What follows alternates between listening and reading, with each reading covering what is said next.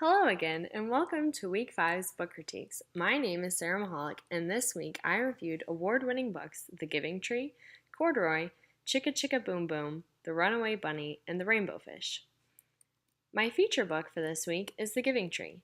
Though it is a book that tends to provoke a little bit of sorrow, I believe that it serves as a great educational tool. Many people may shy away from this book for the very reason that it evokes sorrow. But I believe that this book has more to offer and that not every book that is reviewed in the classroom should be happy-go-lucky. The Giving Tree is a great key for learning and discussion. From this book, children can learn that it is always good to put others first and that we should take the time to visit the ones we love even when it might not be most convenient for us. In reviewing this book, I chose to gear it toward a first grade level. Though it can be a little confusing for children to really understand, I would like to incorporate it into the content area of speaking and listening. This is a very important subject area to understand how to participate in, and I think that this book would provide an excellent opportunity to put that into practice. As you can see, I have incorporated several standards to apply in this class discussion. These standards simply focus on the story and give students certain guidelines to follow while still enabling them to express their own thoughts and opinions. For this subject area, we would simply hold a lengthy classroom discussion in which I would hope to get multiple insights and opinions on the story from many different children and their points of view. The second subject area that I would use in teaching this story would be math, specifically geometry.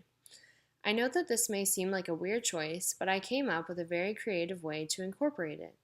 Oftentimes, we forget that geometry is included at a first grade level.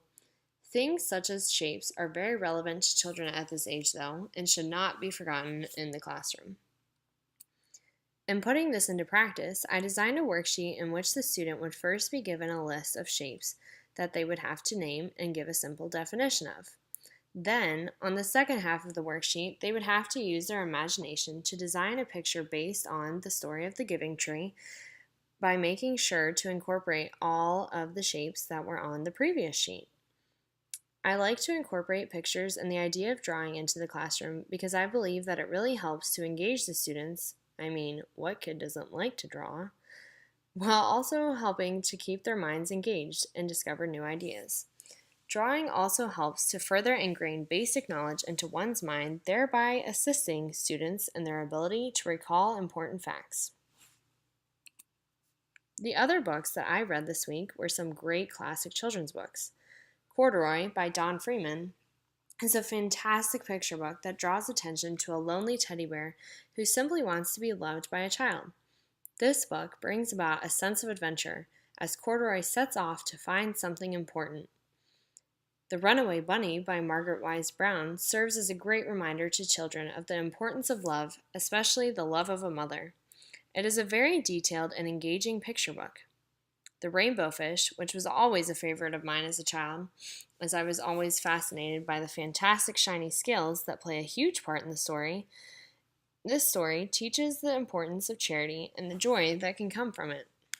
Chicka Chicka Boom Boom is another classic children's book that assists children in learning their ABCs. The text is simple, and the big bold letters that are used throughout it make this a great book to use for both typical and special needs students. As you can see on my reference page, I simply provided a bibliography of all of the books that I reviewed this week. Thanks for watching and have a blessed week.